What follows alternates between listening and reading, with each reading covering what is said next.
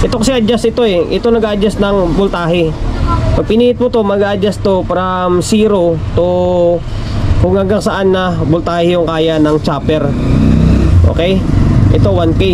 Tapos yung naka-indicate dito is 23 volts. Yan, 23 volts ang naka-indicate dito sa may chopper niya. Ibig sabihin, yung out dapat dito is 23 volts. Okay, ngayon wala tayong 1 auto. No, calibrate tayo, magka-calibrate tayo. Para lang tayo nagpi-fix bias dito. Kasi ipapalabas natin is 23 volts din. Yan, kung ano nakalagay din sa chopper, yun ipapalabas natin. Ngayon, nagiging okay na ito. Ayan o. Nakalibrate ko na para mas mabilis na hindi na kayo maghirap, di ba? Kung sakali ma-encounter nyo to, eh, salang nyo na lang agad yung value na ginamit. Ginamit ko rito is LP001 pa rin. Pang lima natin to, or although isa buo kasi. Ito buo na yan. Tapos buo na yan. Ito na lang yung may handle yung panghuli natin. Ito naman yung issue nito ay nagpi-flicker naman yung display nya. Kumbaga nagkukurap-kurap. Okay, ayan o.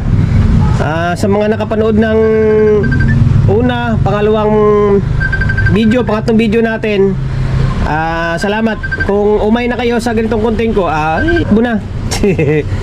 Sa mga hindi pa nakapanood or gustong makita or kung paano ko gawin yung ganitong problema, is ito na yung pagkakataon. Ito, plugin ko na siya. Ayan siya. Diba? Mukurap-kurap lang.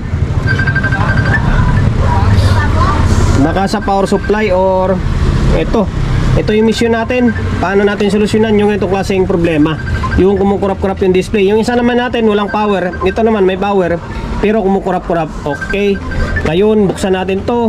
Nabaklas ko na yung pinaka-casing nya. Troubleshoot natin.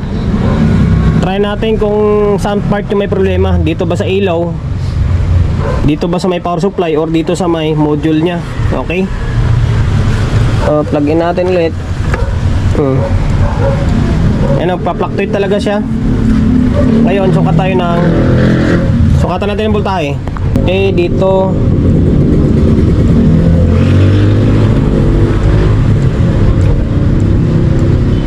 Dito, fluctuate dito. Wala. Pa-fluctuate yung ilaw. Ngayon, putin natin ito. Nabunot ko na ito. Tingnan natin kung magpa-fluctuate pa rin siya. Kapag maging normal yan, ibig sabihin, dito may problema sa module or dito sa may ilaw. Ay, wala, nagpa-fluctuate pa rin Meron pa rin, kumukurap-kurap pa rin yung ilaw niya, yung indicator. Power supply ang problema niyan pag ganyan. Pwedeng, alam ko may board na pwede pa malit dyan. May nabibili na pwedeng ipalit. Pero try natin repair yan kung sakali, kung talagang yan yung sira. Fluctuate pa rin,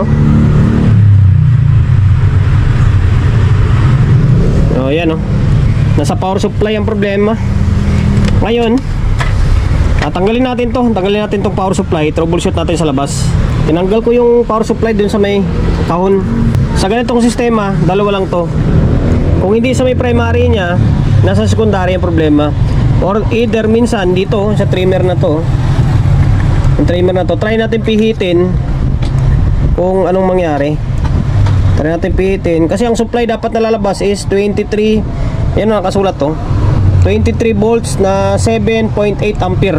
Yan, 23 volts na 7.8 ampere. Dapat 23 ang lalabas dito. Ang lumabas is halos nasa 12 volts na lang. Try natin pihitin kung anong mangyari dito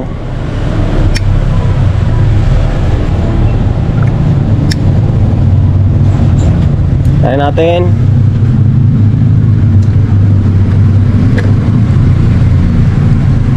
Fluctuate pa rin. Nagpa-fluctuate pa rin. Ibig sabihin, may problema pa talaga. Kailangan baklasin yan. Medyo kinakalawang na Baklasin natin to sa may chink nya para matroubleshoot natin. Kasi nasa loob yung mga hinangan nya Okay. Inuwi ko kagabi sa bahay ito. Ayan. Yung resistor dito, yung 68K. Yan, 68K ito, value nito. Kinalawang yung paa niyan. Ayan, wala tayong pamalit. mahaba pa naman yung tangkay niya. Pinutol natin tapos dinamperan natin or dinugtungan lang natin ng alambre. Ayan, wala tayong pamalit ng 68K na 2 watts eh. Ayan. Buti yung tangkay na dito sa labas, yun yung kinalawang. Pinutol natin, tapos dinugtong lang, diskarte lang yan. Tapos, yung isa pa, dito naman, tama, 82K. Yan o, ganun din. Pinutol din natin to. Dito. Pinutol din natin, tapos dinugtungan lang kasi putol din yung paa ng sa may kabilang side niya. Kinalawang din. Okay, tapos, ito na ulit ngayon. Nung napalitan na yan, ganun pa rin, pumupugak-pugak pa rin yung ilaw dito. Dito. Yan. Ibig sabihin, dalawa lang yan, maaring sira yung trimmer. Ito. Tinanggal ko na ito. Sira ito. Although, pwede mong pihitin kasi pinihit ko na, walang reaction. Ganun pa rin siya. Ayan. Ngayon, value nito ay 102. 102 meaning 1K. Wala tayong 102 na sakto. Ito kasi adjust ito eh. Ito nag-adjust ng voltahe. Pag pinihit mo to, mag-adjust to from 0 to kung hanggang saan na voltahe yung kaya ng chopper. Okay? Ito 1K. Tapos yung naka-indicate dito is 23 volts. Yan, 23 volts ang naka-indicate dito sa may chopper niya. Ibig sabihin, yung out dapat dito is 23 volts. Okay, ngayon wala tayong 102. No, calibrate tayo, magka-calibrate tayo. Para lang tayo nagpipix bias dito. Kasi ipapalabas natin is 23 volts din. Yan, kung ano nakalagay din sa chopper, yun ipapalabas natin. Ngayon nagiging okay na ito. Ayan o. Nakalibrate ko na para mas mabilis na hindi na kayo maghirap, di ba? Kung sakali ma-encounter nyo to, salang nyo na lang agad yung value na ginamit. Ginamit ko rito is 560 ohms. 560 ohms ito. Green, blue, brown. Green, blue, brown. 68 ohms. Ngayon, pakita ko sa inyo magiging kalabasan niya. Okay, plug in natin. Wala tayong bulb nito. Ayan. Tignan nyo yung ilaw, naka-steady na diba?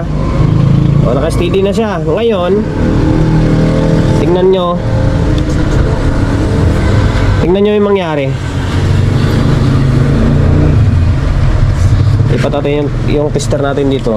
Ayan, para mas makita. Okay.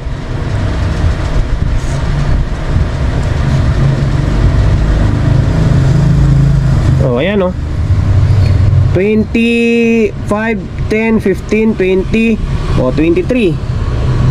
23 volts tama ayan 23 volts yan. Nag-normal na. Ibabalik ko pa ba? Ipakita ko pa sa inyo kung ganun nga talagang sistema, nagpupugak-pugak to. Hindi na, di ba? Pahaba lang yung oras natin. Basta naging normal na, Phoenix ko na. Hindi na ako magpapalit ng hindi na ako magpapalit ng trimmer kasi wala naman akong trimmer na 1K. Ito na ilalagay ko, i-fix ko na ito. Yan, sinample ko lang yung diskarte. Kapag tumataas ka ng resistance, yung voltahe bumababa siya. Kapag bumababa yung bias mo dito, yung value na nilalagay mo, yung voltahe is tumataas. Ngayon, di ba 1K to. Kapag 1K, magsimula kayo sa mga 750, 680, 560 pababa hanggang sa makuha nyo. Ito 680, inulit ko 680 ito. Ngayon naging normal siya. Ngayon i-fix ko muna ito.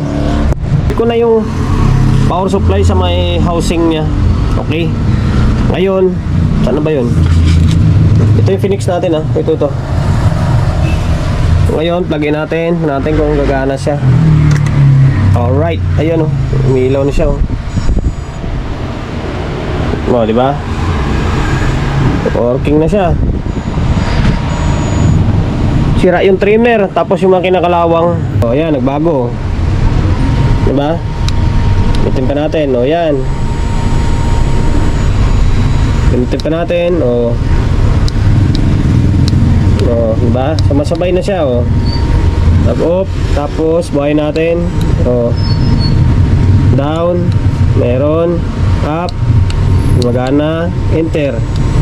Nag-steady siya. Okay, working na siya Ngayon, balik natin sa pinaka-casing niya. And then silipin natin kung May pundi pa na ilaw dito. Tingin ko walang pundi to. Okay, balik natin.